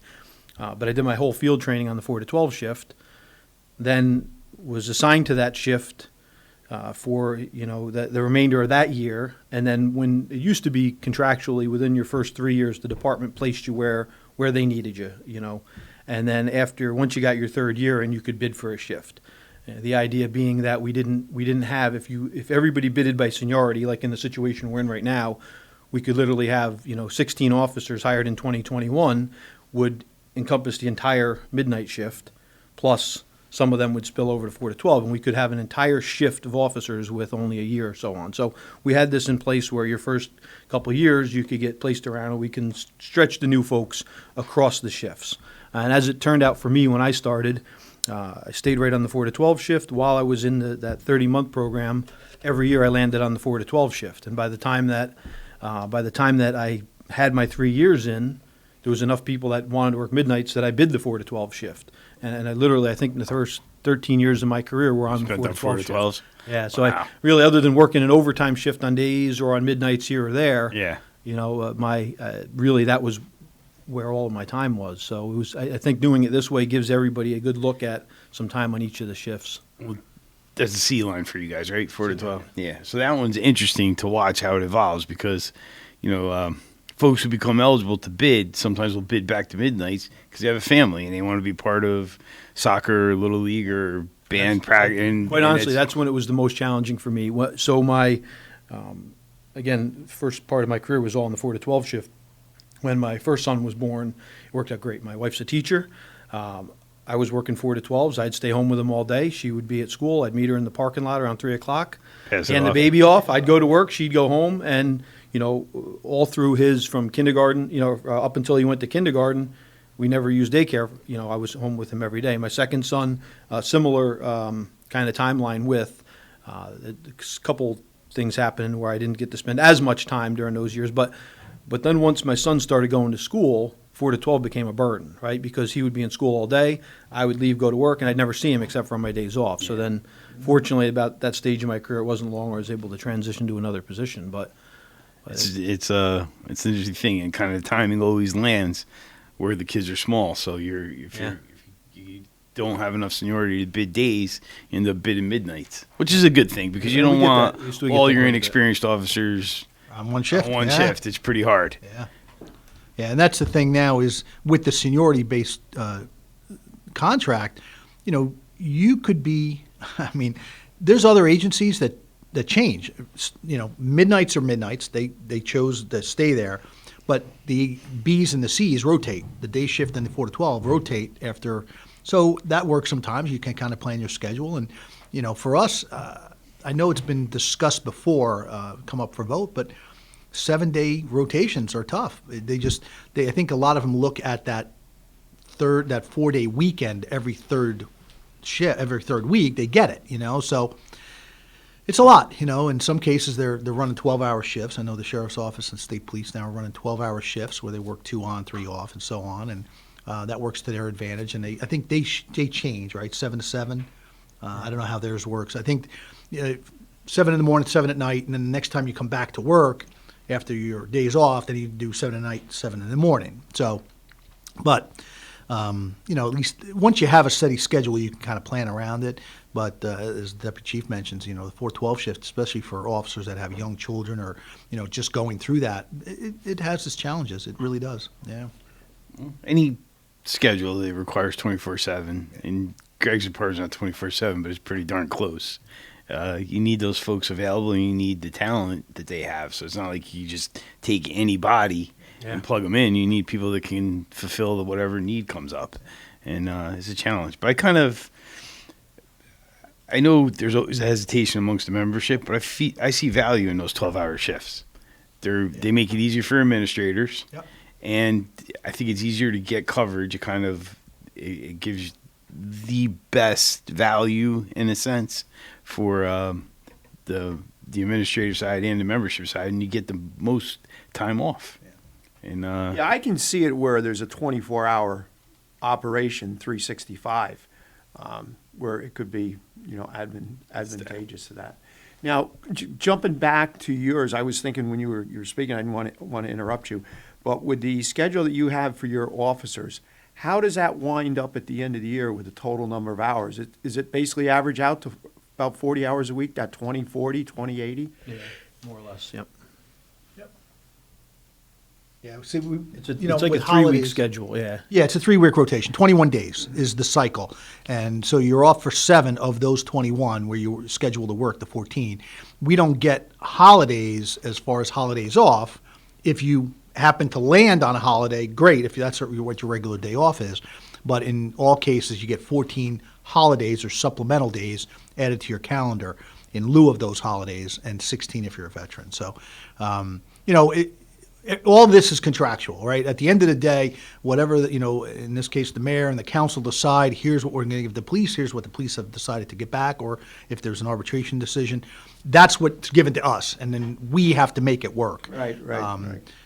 We try, and again, the challenge is, right, we try to get as much training as possible, but in the past, if we've had to send people to training and incur overtime, then we get the call from the controller's office, hey, your overtime's out of control here, and so we wouldn't send officers to training. Well, that's a detriment because ultimately that you're going to end up paying that in liability costs. It is just a fact of life. So now what we've done was incorporated a training day. So when we send them away to a training, they get a training day, and then they can put that on their calendar and take it as they wish. So part of that is inevitably, by the nature of that rotational schedule we have, if you were to attend a 5-day school, say, one of them is always going to be your day off. If it's this week, it may be that it was your Monday off. If it's next week, it was your Tuesday, Wednesday, Thursday, or if it was the following week, it was a Friday. So there's no way to have somebody attend a 5-day school where one of them is not their day off. So that has to be accounted for. What we did do several years back now with the in-service, the Chief mentioned earlier about in-service,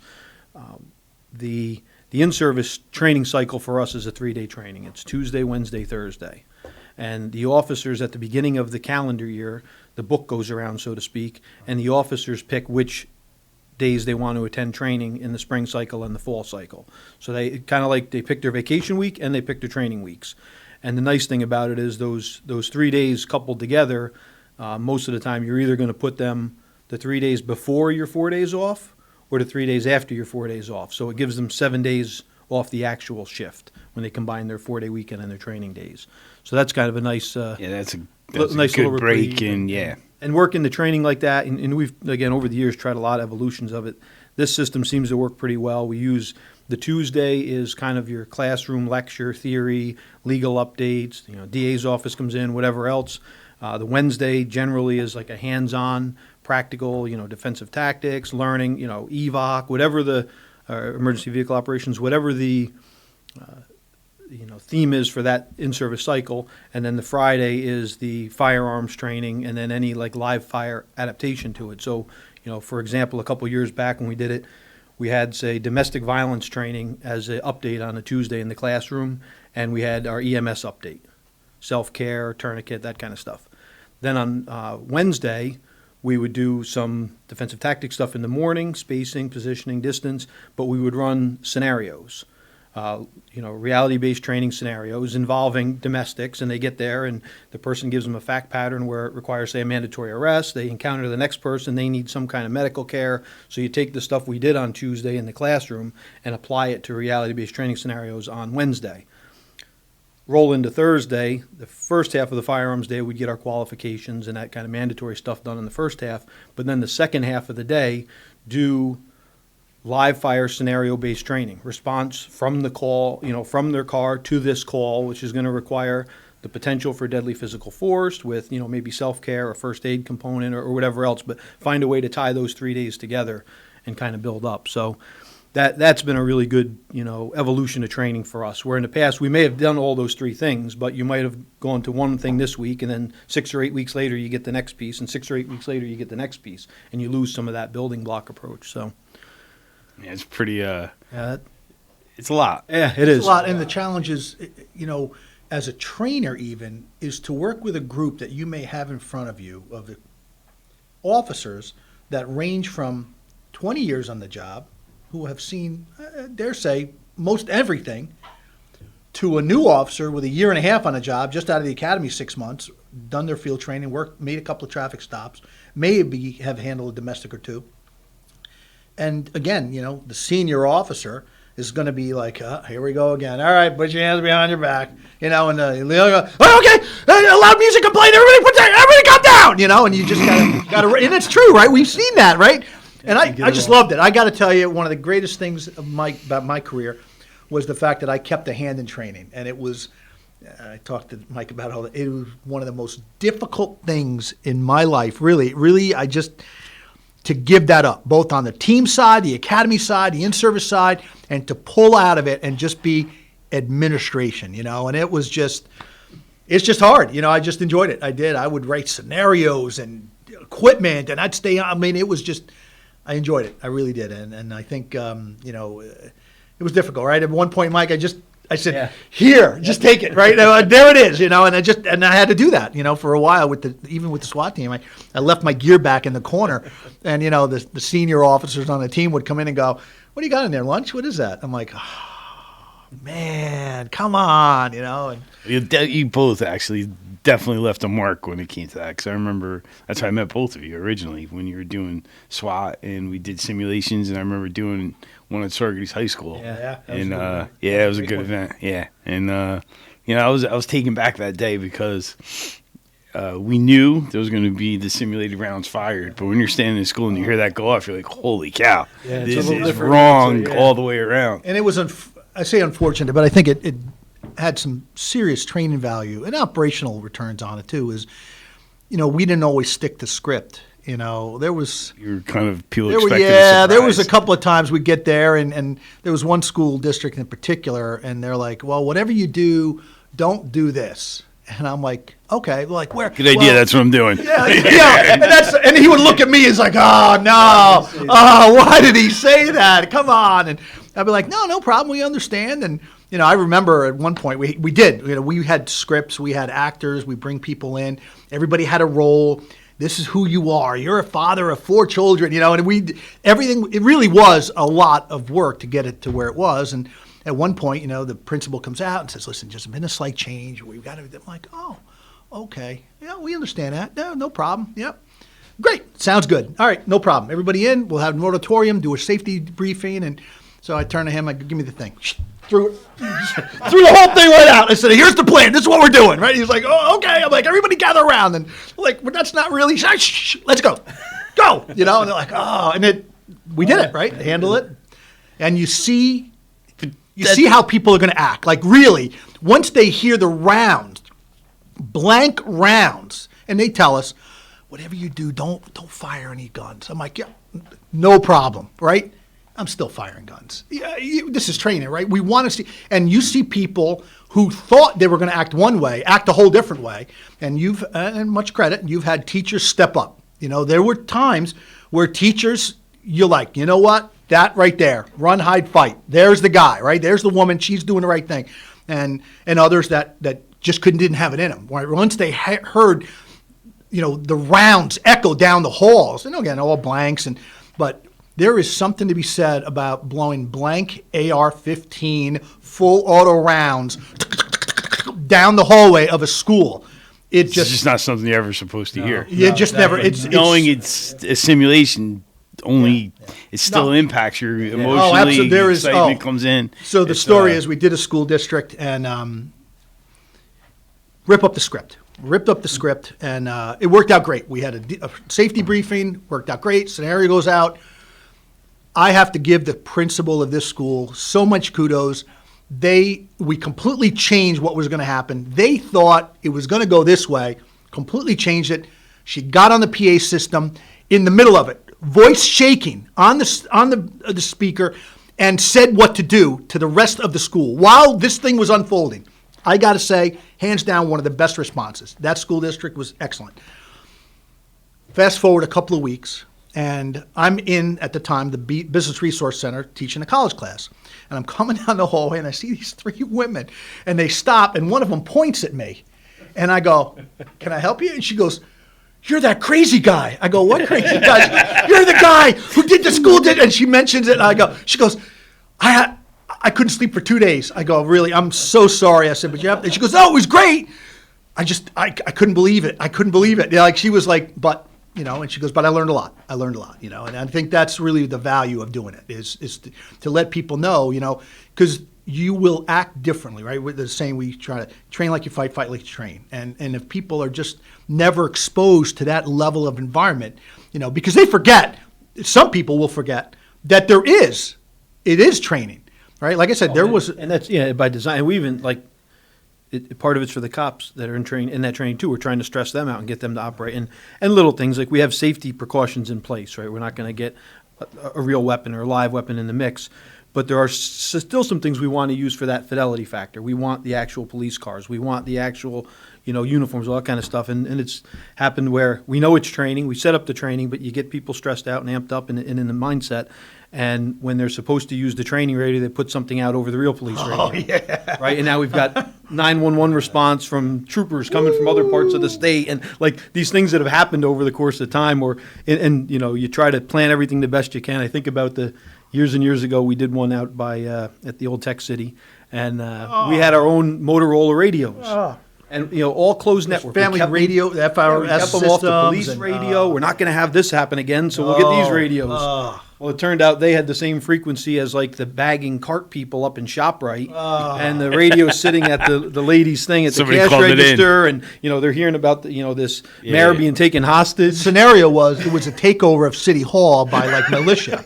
So they're screaming, we got the mayor hostage, we're going to blow his brain. And it was just, and it was scripted, right? It's scripted. They're doing, I don't know anything. I have no idea what's going on. This is great. We've got all this stuff. It's SWAT teams, negotiators. We got everything going on.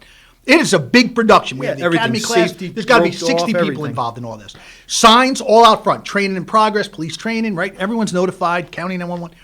But this poor person heard it on the radio. Right? So next thing you know, someone is working at City Hall. They get the call. Oh, my God, they've got the mayor hostage. And they're like, what are you talking about? I just heard it on the radio, the police radio. And they're like, so next thing you know, I get a call. And, like, it was in the paper, right? And there I am in the front page like this. You know, I didn't know what to do. Completely unforeseen. We had one that we put over County 911. It was a great scenario, deep in the woods. And call county, made them alert. This is a training. Yep, everybody's set. Yep. Well, there was a couple of people working from a different agency that had no idea. They put it over the 911 frequency. All units be advised, shots fired, hostage situation, officer down. Like it was a full-blown. And these cars, these pouring in.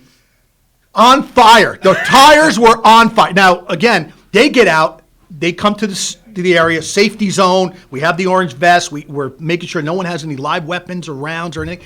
And these officers show up, and there was a senior guy. He's shaking, and he's like, "What's going on here?" And I go, "Everything's good." But someone's going to roll. What's your name? And I give him. He goes, "Well, what do I do now?" I said, "Well, take off your gear, get this stuff on, head in there and do the job." And he's like, "I'm not part of this." I'm like, "Well, you can be if you want to. You're going to be in so much trouble." Like I'm like, and Chief Keller was great. He's like, Chid. I'm like, I don't know what to tell you. Yeah, it was a good time. Well, gentlemen, we are at the bottom of the hour. We are out of time. Another great hour with you two gentlemen. And again, appreciate you taking your time out of your day. And that's quite a scenario. You don't know the half of it. You shared with us. Deputy Chief Bonce and City of Kingston Police Chief Jid Tinti, thank you very much, Thanks gentlemen. for having us. You're welcome. Looking forward to it. He always had Corvettes. Yeah, he did. I see him every so often driving around. I haven't heard from him. I see him every so often. I'll drive, and there he is. He just drive past him. But now he's the same thing. John Wallace, I'll get a text from him every so often. And just so happens. During retirement? Yeah, during retirement. Every so often I'll get a text message from him. We'll be back in a few. You're listening to Kingston Community Radio on WGHQ Kingston. On your radio at 920 AM and 92.5 FM, and also online at mykcr.org. Hi, I'm Kelsey Grammer. Wounded Warrior Project supports injured veterans by connecting them with fellow warriors, by serving them through mental health and wellness programs, and by empowering them to live on their own terms. No one should face a battle alone. Join us at woundedwarriorproject.org. To battle is to fight, to struggle, to overcome, and ultimately for the Marine Corps, it means to win. There is no alternative. It's not just a statement of intent. It's a promise to our nation. A promise kept for more than 2 centuries. A promise of the Marines. Long ago, you wouldn't think of galloping on a horse while doing calligraphy, and you wouldn't have attempted to ride your bike while typing a letter. Yet you think you can safely operate a multi-ton vehicle while texting? Behind the wheel is no place to multitask. If you want to BRB, drive now and text later. Lives depend on it. Visit StopTextStopWrecks.org, a message brought to you by the National Highway Traffic Safety Administration, Project Yellow Light, Noise, and the Ad Council. Hi, this is Jared Mans from the Spring Lake Fire Department, and I support Kingston Community Radio, and so should you.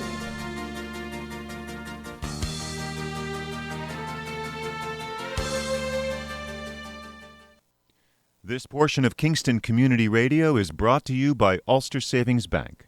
Visit their newest branch, conveniently located at the Ulster Commons Plaza in Lake Katrine. Experience the difference that local community banking offers with the convenience of another great location, easy access, plenty of parking, and a 24-hour ATM. Ulster Savings Bank, invested in community, invested in you. Member FDIC. Thank you, Lawrence, and welcome back, viewers and listeners. 331 is our call-in number. 9255. I forgot to include welcome back, listeners and viewers, and those just joining us for the last half hour. Welcome, 331-9255. I got off cue. And we have in the studio here our New York State Senator, Michelle Hinchey. Always great to see you. How you doing? We are doing, don't ask me what, but I'm doing. Fred Costello, Town Supervisor from Sorganies. Good morning and welcome. How are you? Thank you. Doing well. Happy to be back here in person with you guys. It's been a minute. It's been a while. Yeah, it's exciting to have you in the studio with us, and it's always fun to have you on. But it's better when we're here. Thank you. I think so too.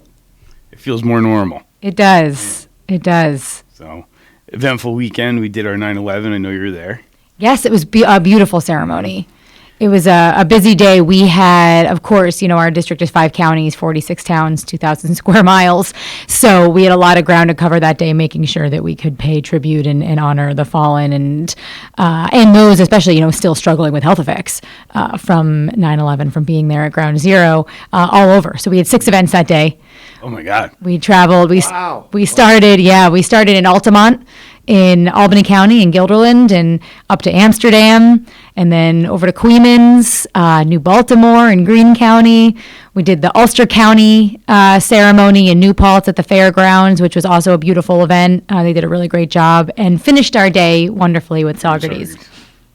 Wow! And I was glad that we kept ours. I know there was some discussion couple months back about possibly moving it because it was on a Saturday to the time that the event occurred. But this way, we become so accustomed to doing it at that time, and people who have commitments elsewhere, and as far as I'm concerned, I felt that if we did move it earlier in the day, that wouldn't be fair to the other places that have done it all these years at a specific time.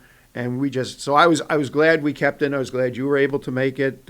Quite a compliment, our assemblyman gave you, Chris Haig. Quite a compliment. Yeah, we work well together. He's great, and as he said, we'd spent some of the day together earlier. Our district, we cover a good portion, Saugerties and Greene County together, and some of the hill towns, and Queens and Albany County. So we started our day together in Queens, and then went to the New Baltimore Firemen's Convention parade, and it was a grueling, if you know New Baltimore, it's a hilly town, and it was a grueling parade, and wanted to make sure that not only was he doing okay, but it's no fun to walk in a parade when you're alone. So we had a great spot right in front of the Marine Corps band, which was wonderful, kind of kept us with a beat, kept us going, but it was great to walk him, and a really nice, unnecessary but very nice compliment and shout out from him. Yes. And then he had to run to another one right after that. A couple of people had commented to me, but he did make that known, and it had to be a crazy, hectic, busy day for you and all others. That because the district is so large, trying to hit up all those events. But it was nice. The ceremony went off nice, and I thought there would have been more people from the public, consider it was the 20th anniversary. Yeah, I kind of thought that too at a number of the events. I think we tend to see some of the same people come to 9/11 tributes, but there were some great turnouts. I'll say for the parade that was in New Baltimore, that was in honor of the 9/11 ceremony, and also all of our volunteer houses in Greene County, was the biggest showing they've had in years. So that's good to hear. It was great. I've talked to a number of chiefs and different volunteer firefighters who were there, who were kind of shocked at how many people were there, which made it extra long for us. And again, back to the assemblyman's comments about us being together. But it was great. But I think the Saugerties ceremony was a really beautiful, at least for me, a beautiful note to end on. It really was so well done. It was really encapsulated a great thing, and it was a good crowd. Yeah. I just thought that with the 20th anniversary, the fact it was a Saturday evening, that the crowd would have been larger. I don't know, maybe. But everybody is also so busy, and there's so much that goes on. Yeah. It's true, and a lot of, unfortunately to say, but a lot of competing priorities kind of getting back into the swing of things. People haven't been able to do a lot of the things that they would typically do over the last almost 2 years. And so, unfortunately, I think some people may either prioritizations or even sometimes forget that that day was even happening on that Saturday when you have so many kind of family obligations and such. But I will say throughout our district, I can speak to, in the 5 counties that we were in, there were really nice showings kind of at every event. Good. That's good to hear. Yeah, it is good to hear. I thought this year was special too, because it was the first time, beyond it being 20 years, the Fallen Firefighters Memorial was complimented and featured that time, so that was pretty special too. And some folks haven't seen it yet, so I thought that was that added a nice element to the whole thing. Absolutely. No, it was great. And then Sunday was a follow-up because the Hits Grand Prix. Yes. If you're bored in Sorgeties, it's your own fault. I agree. How can you be bored in Sorgeties? Just can't be. Yeah, that was great. So can I tell you, I mean, you always hear kind of those big, not that this is a tourist event, but big tourist events you don't go to. If you live in the city, you never go to the Statue of Liberty, right? Or the Empire State Building. If you live wherever, you don't go to the big thing that you have. I have not been to Hits in years, and it's right here. I love horses. I grew up with a horse, and I love it, and it's a big part of our life for our family for a long time. It was awesome to be there. I brought my mom, and she's teaching me all the things about the horses we're seeing and studying the jumpers form and why they did certain things, and she could tell when they were going to knock down one of the jumps if they went too early. Your mom's a pro at that. Really? Was she a jumper too? She wasn't. She just was always very into horses. She rode Western for a while, but more. I mean, it's just something that she always loved. So I grew up seeing a little bit of it. I jumped not remotely near what we saw on Sunday. I was looking at it. I was like, that kiddie jump is about where I netted out. But it was fun. But it's a really dangerous sport. It really is. Horses are so intuitive and they're so wonderful that I was telling the story on Sunday. When I was first learning to jump, again, the cross rails and a couple bars high, I fell off. The first time in one of our first courses, I fell, and the horse that I was riding kept running, stopped, came over and circled back, and before I was even standing, was standing right next to me. Really? To be there knew something was wrong, wanted to make sure I was okay, came back to help me get back on. It's amazing. These animals they're really incredible, and to have something like Hits in our backyard to see the best of the best. Yeah, it's pretty incredible. Yeah. I missed the Grand Prix this year, but it was, I've been to it a number of times, and it's a great event, and it's really overlooked by folks that can just go there for an hour and enjoy it and leave and really have a nice experience if you took time to go. Yeah, well, $10 suggested. It's not. You go to other horse shows in other places, it's exorbitantly more expensive, right? And again, these are people. They were Olympians there on Sunday, right? There was a 70-year-old woman who was in the Olympics this year. Oh wow!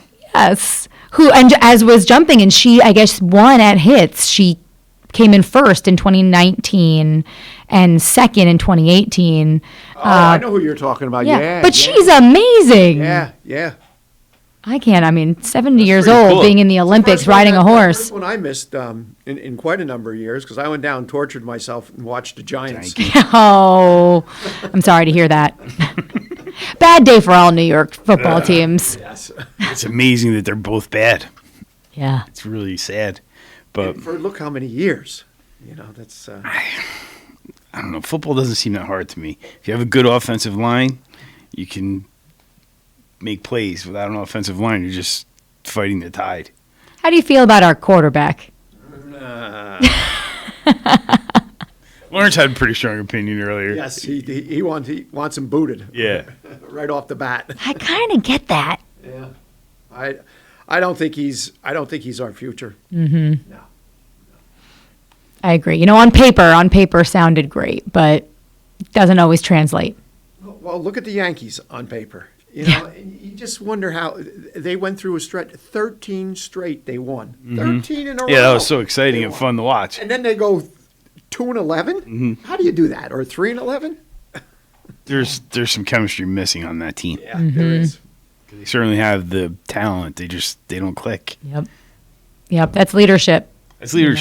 That was something we all observed early in the Stallion season. Mm-hmm. They did have chemistry, those folks, and those guys. They had some fight in them. Even games that we thought might have been out of reach, they found a way to battle back. I think that's right. Even the very first game, when these kids had not played together ever, they met each other the day before, right? They wasn't even a full team. People were still coming in. People had driven up that day. They played really well, yeah. That first day, and a lot of that is just skill, but they jive. They kind of respected the positions. And very, very quickly, that team gelled. Yeah. Very quickly. You could watch it. Yeah. And then at the end, it was just a beautiful. That was really cool because they did have something a little bit special, and it was beyond their ability to play the game. They clicked as a team, and I really enjoyed meeting everyone that I had the chance to. They were really interesting young kids from all over the country. It was really pretty cool. Yeah. It was always interesting for me as 3 teams in your district? Or in our district. Of course, we were Socrates every day, all day. But I remember I brought my mom to one of the games, and we were playing Guilderland, and she was like, "Oh, do you go over there and say hi to the coaches?" I was like, "No, maybe I should, but I'm here. I'm a fan first and foremost today, and this Socrates or bust." But no, it was fun. Those were all good rivalries, though. Obviously, Amsterdam was a longtime champion, and Guilderland's always put a quality team on the field. So it was some good baseball. It was fun. It was great. Guilderland. Yeah. Wasn't there the Guilderland or Troy? It's Guilderland Dutchman, the Guilderland Dutchman. That was the team we almost had. Yeah, Albany Dutchman. Yeah. Yeah. I'm sorry, Dutchman is Albany, but Guilderland is where the team center. Yeah. Where they play. Yep. Yeah, that's right. They moved out of from St. Rose. Yep. That was the team we almost had prior to the Stallions. Yes. Yeah. So I'm glad we have the Stallions. I like to have the Stallions. Yeah, it's way better. Yeah, but that was great. I'm glad that for what was it, 6 years to win a championship. I haven't been on with you guys to talk with us. I know it was a couple weeks ago, but that was exciting. And being there at that really worked out perfectly for me. I had a day of events in Amsterdam already previously scheduled the day of the second championship game. So we did our morning events and then went to the Amsterdam stadium and watched the game. And watched the game. A closet fan because you couldn't cheer too loud. We had the chair. The chairs. We were sitting in our section, of course, and I went to, I think, get a water and come back, and I hear someone faintly calling my name, and I'm like, a little on edge because who could be there? And again, I do feel a little bad that it's my other part of my district, and I'm so blatantly kind of against it. And I turn around, and it's the chair of the Montgomery County Democratic Party. Oh, really? Terry. And he's like, "Yeah, I thought I saw you in the rowdy section," because we were just having a good time, so excited. They were just playing so well. You could feel the energy from the field, right? One of the players got thrown out early. There was a lot of tension there, but good, and they channeled it really well, and they played great. It was quite a game. And I never expected them to sweep Amsterdam. And the way they did in that second game, I think winning that first game, which was a nail biter, I think that just the momentum completely shifted. Yeah. And it certainly showed that night. Yep. It was fun. It was great, and we had a nice ceremony for them too. That was really fun. That was lovely. And it is notable. 6 years is a really fast time for an organization to mature, become competitive, and pull off a win is pretty special. Yeah. A lot of those other organizations have significantly longer legacies and time in the league, and in Amsterdam especially, they run a quality program up there. So we, for us to get to where we have in this short amount of time is really exciting to be part of, and sharing that ceremony to celebrate the victory was pretty special because, going back when we almost had the Dutchman and the effort it took to get the lights to make the field usable for this purpose. And, the first year with the original owners was not anything that we thought was successful.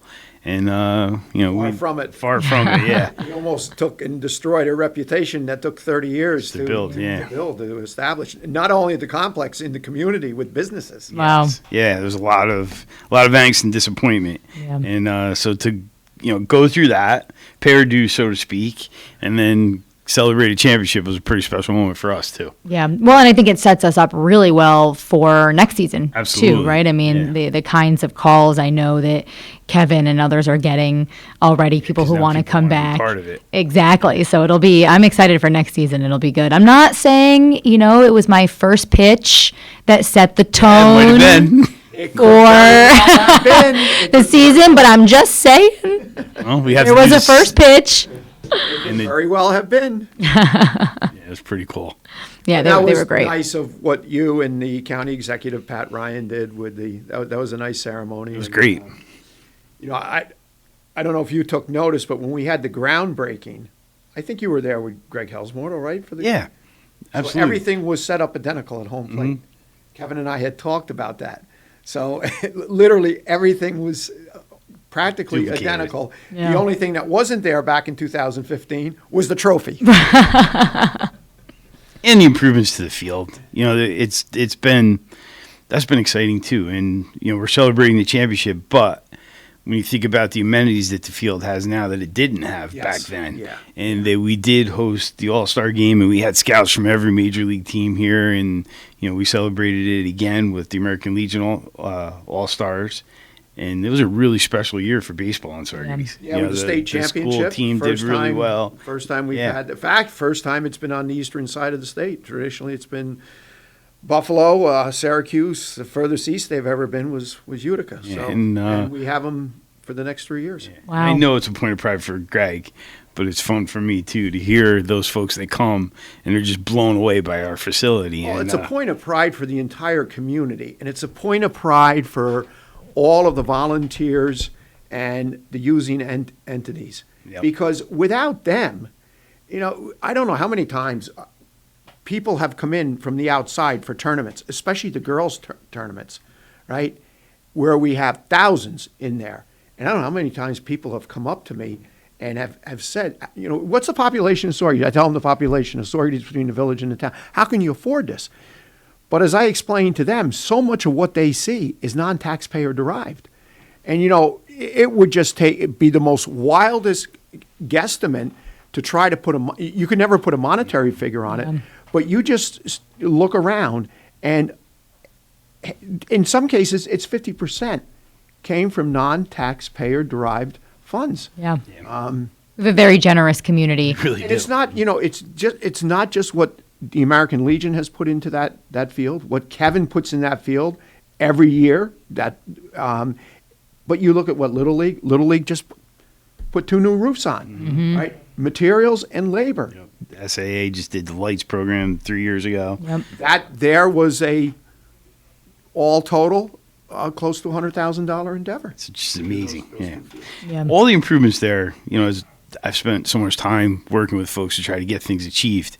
And when I walk through there now, I kind of see it all differently. Like every dugout, every bandstand, every press box, the lights, they're all like the flagpoles. They're sort of monuments to people's dedication to the community and making sure that we have what we have. And, there's so many people that in memory of a loved one or who knows what motivated them, but sponsored or built improvements with their own hands. It's just amazing. Jack Rose is a perfect example. Unbelievable, Jack yeah. Rose. Yeah. That's a perfect example right there. Yeah.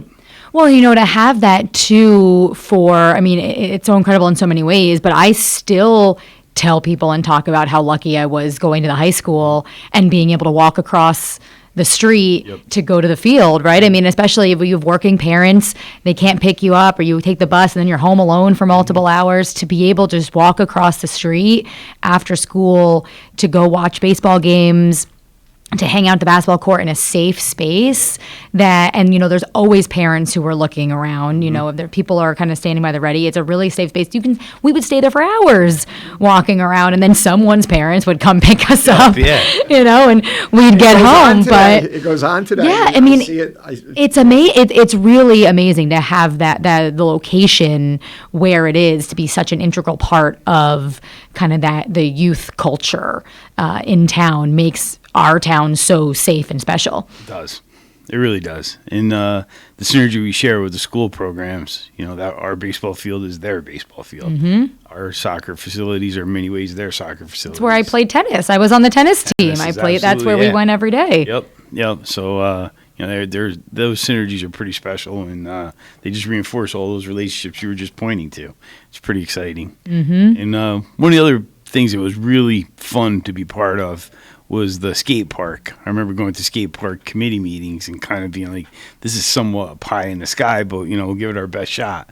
But those parents in Jasper, yes, and a couple of those young folks were absolutely inspiring because they really meant business about it, and they've raised a huge amount of money, and they inspired others to help and contribute and make it along. And, of course, Kiwanis came in at the end and filled in the gap that was left. And now we have as good a skate park as any other in the Hudson Valley. And that thing is always busy. There's always someone out there. I've said this to you before. I've said it to others. And, I would never have said it in public back then. But I thought that was going to go down like a lead balloon. I really did. And then, after how many, 6 or 7 years of submitting the grant, and then just happened to be, because I was president of our association, we had our state conference up in Rochester, and we invited the commissioner then of the Park Rec and Historic Preservation. Mrs. Castro, right? Bernadette Castro. And walking over from I think at the time it still is the Hyatt, where we had lunch, over to the convention center. I walked with her and presented the grant to her, and next year we got the grant. Mm-hmm. And I thought for sure it'd go down like a lead balloon. But you know something? There are a couple of people, one in particular, they work a midnight shift, and they're there after their shift. And it's just like they said, this is where we get our exercise. It's almost like going to the gym. Well, Right. it's kind of makes sense. And the one individual, the first thing when he does, he gets there, and I would say he's in his 40s, picks up garbage. Wow. Picks up the garbage. Yeah, they took. So, that's the other thing with the amount of people that take pride and they take ownership. Yeah. They take ownership. And I think that is so critical, and what lacks in a lot of other communities. Yeah. And you hear other communities, all they do is they battle with each other. Success is bred as a result of a team effort. And the team effort, doesn't, not just one or two parties, but it's everybody. It's the municipal board, the town board, our department, the different leagues that operate, all working together as a team. And didn't Jasper find a way to make a career, part of his career in that? He's coming back to do repairs and some maintenance, because the skate park is, I just got an email, I should forward that email to you, from Noah Rubenstein. Really? Yeah, asking if it was okay that he came in. Here's a guy this is what he does full time. He travels the country and Wow. puts in skate parks and does repair work and maintenance work on it. As a result of that there, he found his career. That's great. And he loves it. Yeah. Well, when you're passionate enough to bring it to a community, right, and raise Yeah. the funds at a young age and kind of lead that charge, that's your passion. And if you can make a career out of it, you absolutely should, because that's how you're going to be successful. Yeah. It was funny, though, because we would meet, and there would be some adults there, but then there's these 13, 14-year-old kids, and I'm like, oh, boy, where are we headed with this? But they stuck to it, and they did it. And boy, oh, boy, it was really pretty special to be part of that. Still is. It was an interesting window, too. It's a very defined community and an expertise to build skate parks. And the folks that came down came out of Maine, right? Yeah. We Skate, I think they were. Who Skates? Who Skates. Yeah. And, Kenny Bunkport.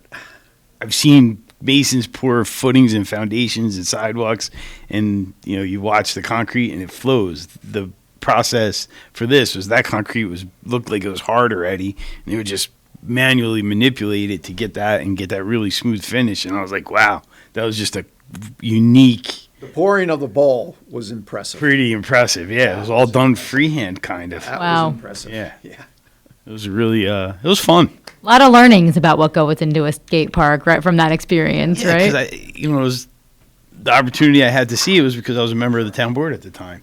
Otherwise, I would never have been exposed to or experienced any of that. So it was kind of an interesting treat for us all, I think. You too. Yes. Yeah. And I'm glad it's successful. And there are people in there from sunrise. Well, I shouldn't say sunrise to sunset no more, because they went out, they raised funds, and we put a light up. And there's a light now, and we keep it open till 10 o'clock. And I'll tell you, the group it's a good group, and they self-police, because they know if they don't, the light gets turned off, and it's getting darker earlier and earlier. Yep. We are just about out of time. Senator Michelle Hinchey, thank you so much for taking time out of your busy schedule. Fred Costello, likewise, supervisor from Town Authorities. Lawrence Maxwell, thank you. And most importantly, listeners and viewers, thank you. We'll be right back here next Wednesday. All right. Thank you. Thank you.